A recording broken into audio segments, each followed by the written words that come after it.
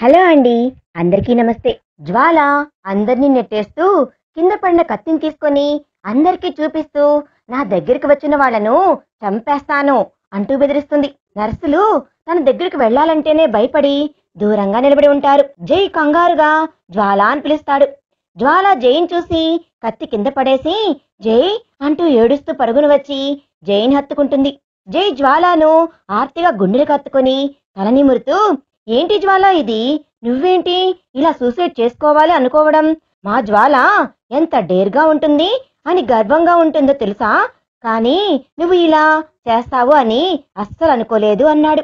జ్వాల ఏడుస్తూ, మోసపోయాను జై, నా చెల్లి మీ తమ్ముడు నన్ను పూర్తిగా మోసం చేశారు అంటూ జైకి దూరంగా జరుగుతూ, వాళ్ళను ఈ చేతులతో పెంచుకున్నాను జై, కానీ వాళ్ళు నా గుండె మీద తన్నారు. నీకు తెలుసా జై, వాళ్ళు రేపు రిజిస్టర్ ఆఫీసర్లో పెళ్లి చేసుకుంటున్నారట. వాళ్ళ పెళ్లి నేను ఎంత గ్రాండ్గా చెయ్యాలి అనుకున్నాను జై, కానీ వాళ్ళు ఇప్పుడు నాకు ఒక్క మాట కూడా చెప్పకుండా పెళ్లి చేసుకుంటున్నారు అంది. నాకు ఎవ్వరు లేరు జై, నేను నేను ఎవరి కోసం బ్రతకాలి అంది. జై కోపంగా జ్వాలా భుజాలు పట్టుకొని కుదుపుతూ, ఎవరు లేరా నీకు? ఇంకోసారి ఆ మాట అంటే నేను నిన్ను చంపేస్తాను అన్నాడు. ఎందుకే ఎప్పుడు నన్ను హర్ట్ చేస్తూనే ఉంటావు? ఆ రోజు నేను ప్రేమిస్తున్నాను అని చెప్పి పెళ్లి చేసుకుందాము అని అడగాలని ఎంత ఆశగా వచ్చాను, కానీ నువ్వు శౌర్యాన్ని ప్రేమిస్తున్నాను అని చెప్పావు. ఎంతగా కృంగిపోయాను. మళ్ళీ ఇక్కడ ఉండాలనిపించక అమెరికా వెళ్ళిపోయాను. ఇప్పుడు వాళ్ళు నన్ను మోసం చేశారు, నీకు ఎవ్వరూ లేరని సూసైడ్ చేసుకోవాలి అనుకున్నావు. నీకు నేను గుర్తు రాలేదా? కనీసం నీ బాధను నాతో షేర్ చేసుకునేదానికి కూడా నేను పనికి రాకుండా పోయానా అన్నాడు. జ్వాల, నాకు ఆ క్షణంలో నిజంగానే ఏమీ గుర్తుకు రాలేదు జై. నేను వాళ్ళ కోసం పడిన యాతన తప్ప ఇంకేమీ గుర్తుకు రాలేదు. వాళ్ళ కోసమే బ్రతికాను. వాళ్లే నన్ను కాదన్నాక ఇక నాకు బ్రతకడం అనవసరం అనిపించింది అని కన్నీళ్లతో మాట్లాక ఆగి జై కళ్ళల్లోకి చూస్తూ, నువ్వు నన్ను ప్రేమించడం ఏంటి జై? ఎప్పుడూ నాతో గొడవ పడుతూనే ఉండేవాడివి, నన్ను ఏడిపిస్తూనే ఉండేవాడివి. నా బాధను నీతో షేర్ చేసుకోవాలని ఎలా అనుకుంటాను? దానికి నువ్వు ఇంకా బాగా అయిందిలే అని ఏడిపిస్తావేమో అనుకున్నాను అని అంది. జై బాధగా జ్వాలా చంపలను చేతిలోకి తీసుకొని బొటన వ్రేలితో కన్నీటిని తుడుస్తూ, నువ్వు నువ్వు సరిగ్గా నన్ను అర్థం చేసుకోలేకపోయావు జ్వాలా అన్నాడు. నీ బాధను తగ్గించాలని చూస్తానే కానీ ఏడిపించాలని చూడను అన్నాడు. ప్రేమ ఉంది కాబట్టే గొడవపడి ఏడిపించేవాణ్ణి. మన పేరెంట్స్ చనిపోయాక ఎప్పుడైతే నువ్వు లోకేష్ వర్షాలను బిడ్డలాగా చూస్తున్నావో అప్పటి నుండి నీ మీద ప్రేమ రోజు రోజుకు పెరిగిపోతూ వచ్చింది. కానీ నువ్వు శౌర్యాన్ని ప్రేమిస్తున్నావని తెలిసి నువ్వు హ్యాపీగా ఉంటే చాలు అనుకుని వెళ్ళిపోయాను. కానీ ఇక్కడికి వచ్చాకే తెలిసింది శౌర్య మీద నీకు ఉన్నది ప్రేమ కాదు అని అని అన్నాడు. జ్వాల జై వైపు చూసి తలదించుకుంటుంది. జై జ్వాలా చిన్ పట్టుకొని తల ఎత్తుతూ, నిజమైన ప్రేమ మనం ప్రేమించేవారు హ్యాపీగా ఉండాలని కోరుకుంటుంది జ్వాల. నేను నిన్ను ప్రేమించాను కాబట్టి నువ్వు హ్యాపీగా ఉండాలని కోరుకున్నాను. కానీ నువ్వు శౌర్యాన్ని చంపాలి అని చూశావు. నీకు దక్కని శౌర్య ఎవ్వరికీ దక్కకూడదు అనుకున్నావు. లోకేష్ స్నిగ్ధాకు పరిచయం చేసి వాళ్ళిద్దరిని విడగొట్టాలని చూశావు. వాడు వర్ష మీద ప్రేమతో, నీ మీద అభిమానంతో నువ్వు ఏమి చెప్పినా చేశాడు. ఇందులో నీకు శౌర్య మీద ప్రేమ ఎక్కడా నాకు కనిపించడం లేదు. శౌర్య స్నిగ్ధాన్ని ప్రేమించాడు, అయినా స్నేహాన్ని పెళ్లి చేసుకోవడానికి ఒప్పుకున్నాడు. ఎందుకు? ప్రేమంటే మనం ప్రేమించేవారు హ్యాపీగా ఉంటే చూడాలి అనుకోవడమే అని అన్నాడు. స్నిగ్ధ హ్యాపీగా ఉండటానికి అన్ని ఏర్పాట్లు చేసి స్నేహతో పెళ్లికి ఒప్పుకున్నాడు. నువ్వు శౌర్యాన్ని ప్రేమిస్తే వాడు హ్యాపీగా ఉండాలి అని కోరుకోవాలి అన్నాడు. జ్వాల జైన్ చూస్తుంది తన కళ్ళల్లో నీళ్లు పెట్టుకుని.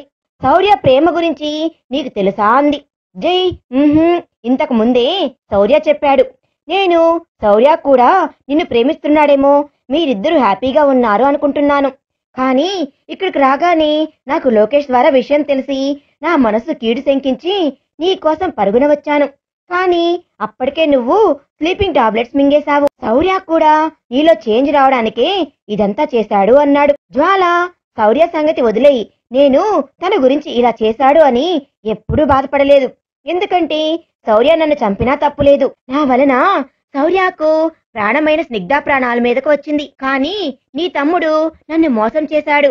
నా చెల్లిని పెళ్లి చేసుకుంటే చాలు, వాడిని బిడ్డలాగా చూసుకున్నాను నేను.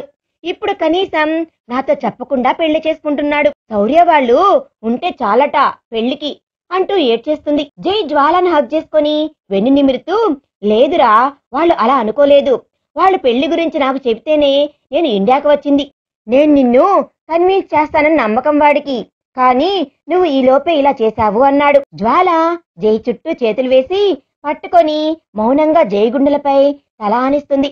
జై కౌగిలి తను ఒంటరి కాదు అని భరోసా ఇస్తున్నట్లు చాలా ధైర్యంగా ఉంది. జై అనునయంగా చెబుతున్న మాటలకు తన వెన్ను నిమురుతుంటే జై చేతి స్పర్శకు తనకు తెలియకుండానే నిద్రలోకి జారుకుంటుంది. జై జ్వాల నిద్రపోయింది అని గమనించి తనను ఎత్తుకొని బెడ్ పై పడుకోబెట్టి బయటకు వస్తాడు.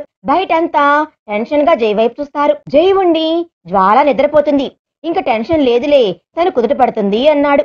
లోకేష్, వర్షాలు రిలీఫ్ గా ఫీల్ అవుతారు. జై, నేను ఉంటానులే ఇక్కడ, మీరు ఇంటికి వెళ్ళండి. శౌర్య ఇక్కడ ఎందుకు అన్నాడు. స్నిగ్ధ ఏదో మాట్లాడబోతుంటే శౌర్య స్నిగ్ధ చెయ్యి పట్టుకొని, సరేరా, రేపు మార్నింగ్ వస్తాము అని జానకిని తీసుకుని బయలుదేరిపోతాడు. జై లోకేష్ వైపు చూస్తూ, వర్షాన్ని తీసుకొని నువ్వు ఇంటికి వెళ్ళురా, రేపు మార్నింగ్ వస్తువు అని అన్నాడు. లోకేష్, లేదన్నయ్యా, ఇప్పటికే నా వలన వదిన చాలా హట్ అయింది, మేము ఎక్కడికి వెళ్ళము అన్నాడు. జై, రేపు మీ మ్యారేజ్ కదరా, నేను జ్వాలను తీసుకుని వస్తాలే, మీరు వెళ్ళండి అన్నాడు. లోకేష్, మేమిప్పుడు పెళ్లి చేసుకోమన్నయ్యా, ముందు వదిన మమ్మల్ని క్షమించాలి, ఆ తర్వాతనే మా పెళ్లి అన్నాడు.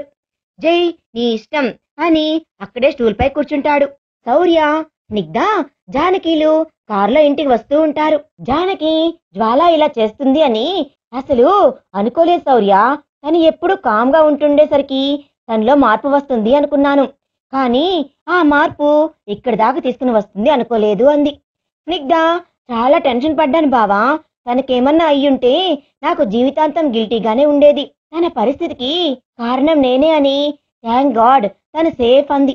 శౌర్య స్నిగ్ధ భుజం చుట్టూ చేయి వేసి దగ్గరకు తీసుకొని ఇంకో చేత్తో డ్రైవ్ చేస్తూ, నా తరపున కూడా మీ గాడ్ కి థ్యాంక్స్ చెప్పు అన్నాడు. స్నిగ్ధ, అయినా అంతగా ప్రేమించే భావ ప్రేమను వదులుకొని నీ ప్రేమ దక్కలేదని నీ మీద ద్వేషం పెంచుకుంది ఏంటి బావా అంది. శౌర్య నవ్వుతూ, జై ప్రేమను తను తెలుసుకోలేకపోయింది అని అన్నాడు. స్నిగ్ధ శౌర్య గుండెలపై తలవాలుస్తూ, నేను చాలా లక్కీ బావా, నీ ప్రేమను తెలుసుకోగలిగాను.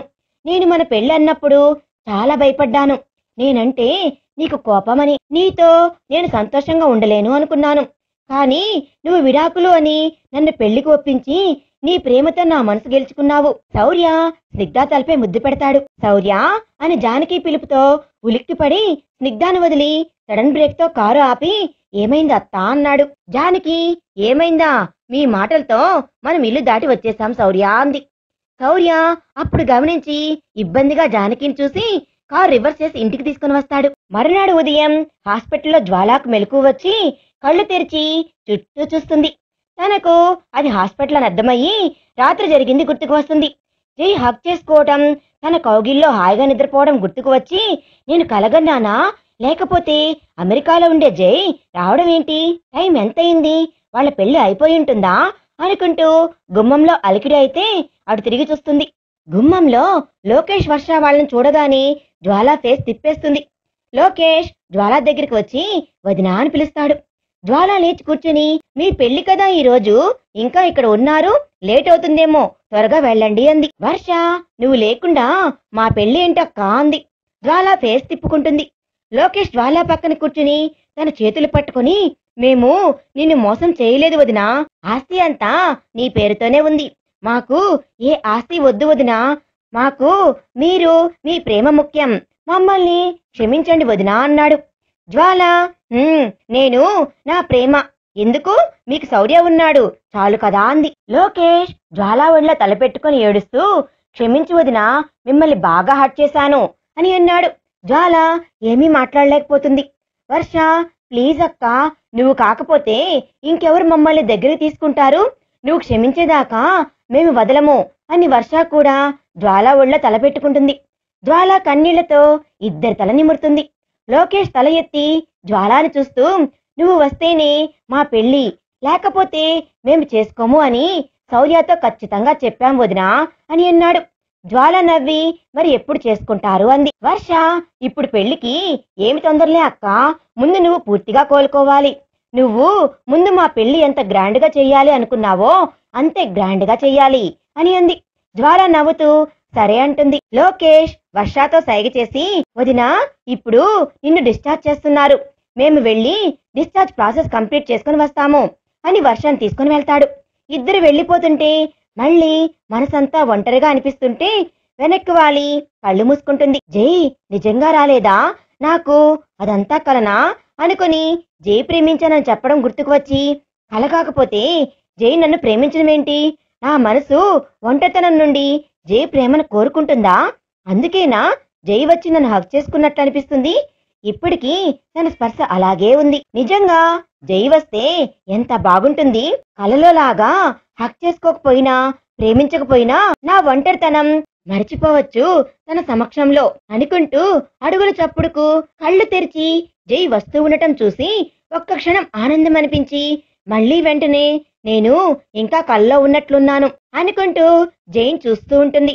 జై చిరునవ్వుతో జ్వాల పక్కన కూర్చుంటాడు. ఇప్పుడు ఎలా ఉంది జ్వాల అన్న జై గొంతుకు జ్వాల ఆశ్చర్యంగా జైన్ చూస్తుంది. తనకు ఇంకా నమ్మకం కలగడం లేదు జై వచ్చాడు అని. జ్వాల ఏమీ రిప్లై ఇవ్వకపోయేసరికి జై జ్వాల చంపన చెయ్యి వేస్తాడు. జై స్పర్శ ఇది కల కాదు నిజం సుమా అని చెబుతుంటే జ్వాల ఆశ్చర్యం నుండి తేరుకొని జై చేతిని గట్టిగా పట్టుకొని, జై నువ్వు నిజంగా వచ్చావా, కల కాదా అంది. జై కలనా అని ఆశ్చర్యపోయాడు. జ్వాల కలను గుర్తు చేసుకుంటూ ఇదంతా చెబితే నేను ప్రేమించడం ఏంటి అని నవ్వుతాడేమో అనుకుంటూ కలే, ఎప్పటికీ నిజం కాని కల అని అంది. జై ఏంటి జ్వాల రాత్రి జరిగిందంతా కల అనుకుంటుందా అనుకుంటూ జ్వాల చెంపలను చేతిలోకి తీసుకొని తన కళ్ళల్లోకి చూస్తూ, అదంతా నిజం జ్వాల, కల కాదు, నేను ఇక అమెరికా వెళ్ళను, నీకు తోడుగా నీతోనే ఉంటాను, నిన్ను ఎప్పటికీ ఒంటరిగా వదలను అన్నాడు. జ్వాల జై అనంది. జై నీకు ఇంకా నమ్మకం కలగడం లేదా అంటూ జ్వాల నుదుటిపై ముద్దు పెడతాడు. జ్వాల జై అంటూ జైని హగ్ చేసుకుంటుంది. జై తన చుట్టూ చేతులేసి గట్టిగా హత్తుకుంటాడు. జ్వాల నన్ను జీవితాంతం భరించగలవా అంది. జై ఉండి నీకో విషయం చెప్పనా, నిన్ను నేను తప్ప ఇంకెవ్వరూ భరించలేరు, ఎందుకంటే నీ మనసు నాకు తప్ప ఇంకెవ్వరికీ తెలియదు, పైపైనే నీ బిహేవియర్ చూసిన వాళ్ళు నీకు దూరం అవుతారు, నిన్ను అర్థం చేసుకున్న వారు నిన్ను వదల్లేరు అని అన్నాడు. జ్వాల జైని వదిలి నీ ఒడిలో పడుకోవచ్చా జై అని అడిగినప్పుడే జ్వాల గొంతు జీరబోయింది. జై సరిగ్గా కూర్చొని జ్వాల తలను ఒడిలోకి చేర్చుకొని తల నిమురుతాడు. జ్వాల చేయి చేతులను పట్టుకొని, నిజంగానే నన్ను వదిలి వెళ్ళవు కదా జై, ఈ ఒంటరితనం నేను భరించలేను అంది. జై జ్వాల చేతిని పెదవులకు ఆనించి, ఒంటరితనం ఎప్పటికీ నీ దగ్గరికి రానివ్వను, మనం వెంటనే పెళ్లి చేసుకుందాం, మనమే దగ్గర ఉండి వర్షా లోకేష్ లా పెళ్లి జరిపిద్దాం, సరేనా అన్నాడు. జ్వాల ఇక నా నిర్ణయం ఏమీ లేదు జై, అంతా నీ ఇష్టమే, నువ్వు ఏమీ చెప్పినా కాదన్ను కానీ అని ఆగిపోతుంది. జై కానీ ఏంటి జ్వాల చెప్పు అన్నాడు. జ్వాల నేను శౌర్య విషయంలో చాలా పెద్ద మిస్టేక్ చేశాను జై, శౌర్యాన్ని చంపించాలని చూశాను, దానికి స్నిగ్ధ అడ్డు వచ్చి తన ప్రాణం మీదకు తెచ్చుకుంది అని అంది. జై నాకు అంతా తెలుసు జ్వాల, ఇంకా అదంతా మర్చిపో, శౌర్య కూడా నిన్ను క్షమిస్తాడు, వాళ్ళు హ్యాపీగా ఉన్నారు, మనము హ్యాపీగా ఉందామంటాడు. జ్వాల కానీ నాకు ఆ గిల్టీ ఎప్పటికీ ఉంటుంది జై, అందుకే ఆ గిల్టీ నాకు ఉండకూడదంటే నేను ఇప్పుడు ఆశ్రమంలో చేస్తున్న ఉద్యోగం కంటిన్యూ చేస్తాను జై, అప్పుడు జానకి గారు స్నిగ్ధతో టైం స్పెండ్ చేయవచ్చు అని అంది. జై నీ ఇష్టం అని ప్రేమగా జ్వాలను చూస్తాడు. జై చూపుకు జ్వాల ఇబ్బందిగా, ఏంటి జై అలా చూస్తున్నావు అంది. జై చాలా కొత్తగా అందంగా కనిపిస్తున్నావు జ్వాల అని అన్నాడు. జ్వాల నవ్వుతుంది. రోజులు వేగంగా గడుస్తుంటాయి. జ్వాల జైలు సింపుల్ గా మ్యారేజ్ చేసుకొని వాళ్ళ దగ్గర ఉండి పీటల మీద కూర్చొని లోకేష్ వర్షాల పెళ్లి ఘనంగా జ్వాల కలగన్నట్లుగానే జరిపిస్తారు. జ్వాల నిర్ణయంతో స్నిగ్ధ చాలా హ్యాపీగా ఫీల్ అవుతుంది. జానకి పూర్తిగా స్నిగ్ధ దగ్గరే ఉంటుంది. అప్పుడప్పుడు ఆశ్రమానికి వెళ్లి వస్తూ ఉంటుంది. శౌర్యకే కష్టంగా ఉంటుంది. స్నిగ్ధ జానకితోనూ టైం స్పెండ్ చేస్తూ ఉంటుంది. ఒకరోజు శౌర్య జైకి ఫోన్ చేసి, రేయ్ ఏంట్రా నీ మరదలు నా మీద ఇలా కక్ష తీర్చుకుంటుంది అని అన్నాడు. జై కంగారుగా, ఏమైంది శౌర్య, తను ఇప్పుడు పూర్తిగా మారిపోయింది కదా, ఏం చేసింది అన్నాడు. శౌర్య ఏం చేసింది అని చిన్నగా అడుగుతావేంట్రా, తన ప్రేమను కాదన్నానని నా ప్రేమను నాకు దూరం చేసింది కదా అన్నాడు. జై ఇంకా కంగారుగా డల్గా జ్వాల ఏం చేసింది శౌర్య అని అన్నాడు. శౌర్య డల్గా నా బాధ నీకు ఎలా చెప్పాలరా, ఇంతకు ముందు అత్త ఆశ్రమంలో ఎక్కువ టైం ఉండి అప్పుడప్పుడు వస్తుంటే పోనీలే కాసేపే కదా స్నిగ్ధ వాళ్ళ అమ్మతో గడిపేది అనుకునేవాణ్ణి. కానీ ఇప్పుడు పూర్తిగా వాళ్ళ అమ్మతోనే గడుపుతుంది, నాకు దూరంగా ఉంటుంది. అంటే జ్వాల నా ప్రేమను నాకు దూరం చేసినట్లే కదా అన్నాడు. జై రిలీఫ్ గా నవ్వుతూ అబ్బా చాలా కంగారు పెట్టేశావు కదరా, ఒక పని చెయ్యి, ఒక మనవడిని ఆవిడకి ఇచ్చేసావనుకో, ఇక మనవడితో ఆవిడ బిజీ, ఇంకా నీ స్నిగ్ధ నీతోనే టైం స్పెండ్ చేస్తుంది కదా అన్నాడు. శౌర్య ఏదో ఆలోచిస్తూ చేతి వేళ్లపై లెక్కలేసుకొని రే నేను మళ్ళీ ఫోన్ చేస్తాను అని ఫాస్ట్ గా కిచెన్ లోకి వెళ్తాడు. స్నిగ్ధ షింక్ లో వామిటింగ్ చేసుకుంటూ ఉంటుంది. శౌర్య స్నిగ్ధాన్ని ఎత్తుకొని గిరగిరా తిప్పుతాడు. స్నిగ్ధ బావా సడన్ గా ఏమైంది, దింపు, అసలే కడుపులో తిప్పుతుంది, ఇప్పుడు కళ్ళు కూడా తిరుగుతుంది అంది. శౌర్య స్నిగ్ధాన్ని దింపి తనకు వచ్చిన అనుమానం చెప్తాడు. స్నిగ్ధ హ్యాపీగా కాస్త సిగ్గుగా నిజమే బావా నేను గమనించుకోనే లేదు, పీరియడ్ టైం దాటి 15 days అవుతుంది, కానీ కన్ఫామ్ గా అదేనా అంది. శౌర్య నా మనసు చెప్తుంది కన్ఫామ్ గా అదే, త్వరగా రెడీ అవ్వు, హాస్పిటల్కి వెళ్దామన్నాడు. స్నిగ్ధ శశికి ఫోన్ చేయి బావా మనం వస్తున్నామని అంది. శౌర్య స్నిగ్ధను హగ్ చేసుకొని చాలా చాలా థ్యాంక్స్ స్నిగ్ధ అని అన్నాడు. స్నిగ్ధ అమ్మకు చెప్దామంది.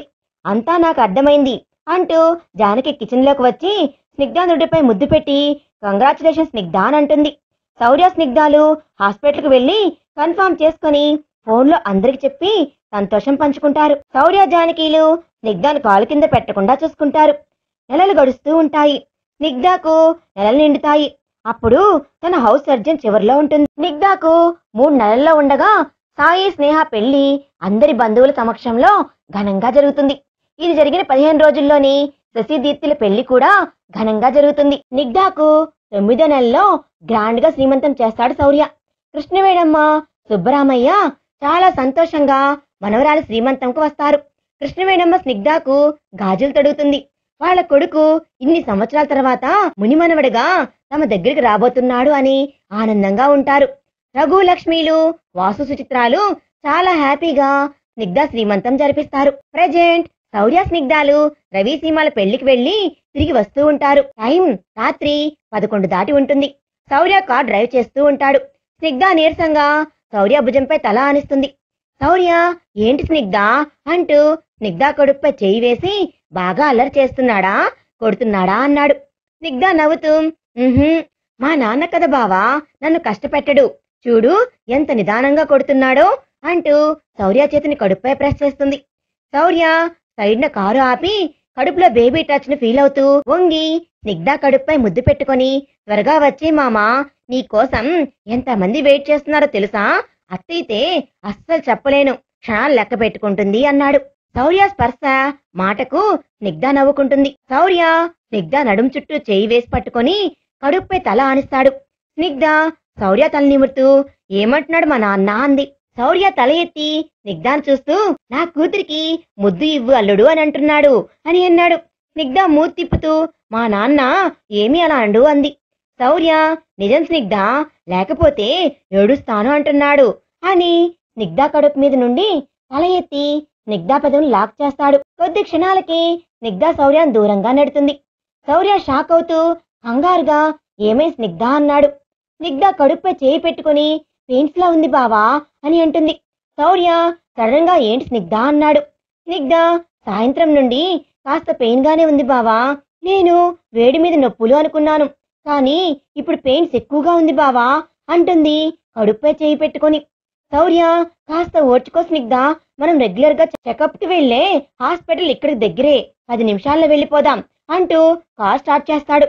స్నిగ్ధ పెయిన్స్ పెరుగుతుంటే నొప్పికి అల్లాడుతూ ఉంటుంది. శౌర్య డ్రైవ్ చేస్తూనే స్నిగ్ధ నుదుటిపై పడుతున్నా చెమట తుడుస్తూ కాస్త ఓర్చుకోరా వచ్చేసాము అన్నాడు. స్నిగ్ధ కష్టంగానే సరే బావా అంది. శౌర్య డ్రైవ్ చేస్తూనే జానకికి ఫోన్ చేసి విషయం చెప్పి అందరికీ చెప్పమంటాడు. 10 నిమిషాల్లో శౌర్య హాస్పిటల్ తీసుకుని వెళ్ళిపోతాడు.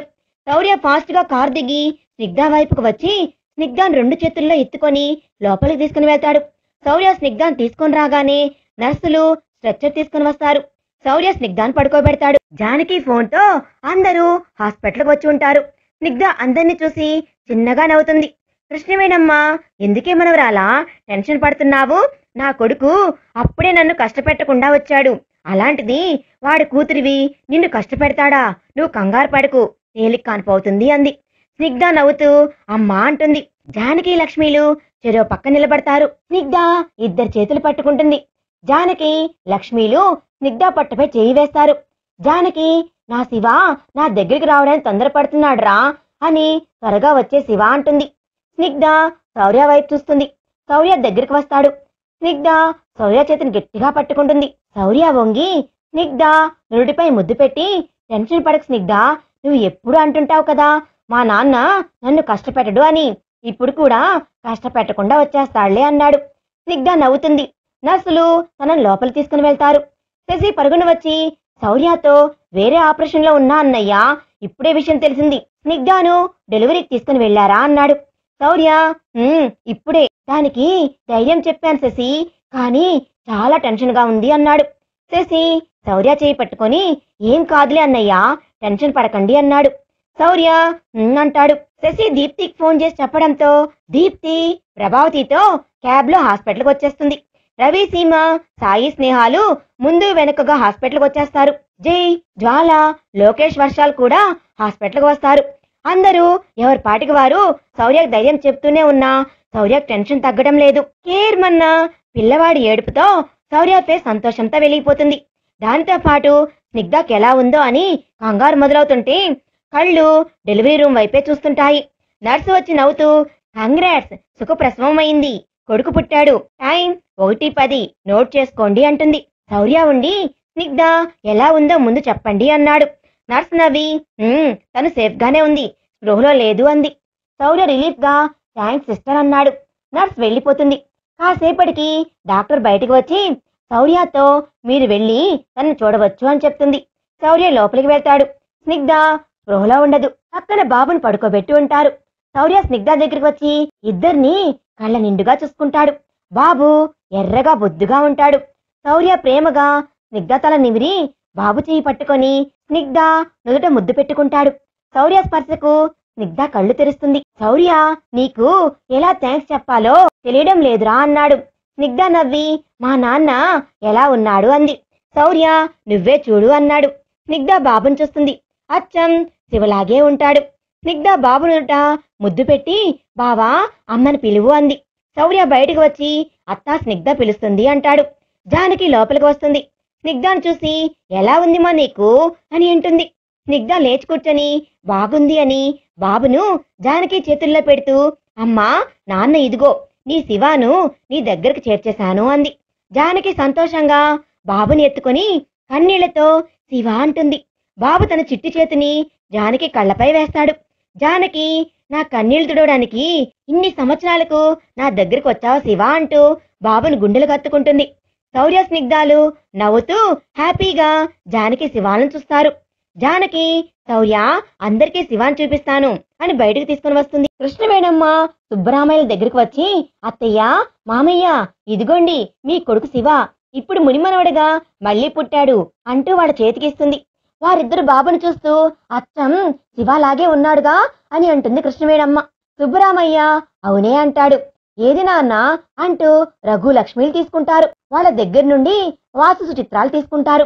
అందరి చేతుల్లోకి వెళ్తుంటే బాబు కేర్మంటూ ఏడుపెత్తుకుంటాడు.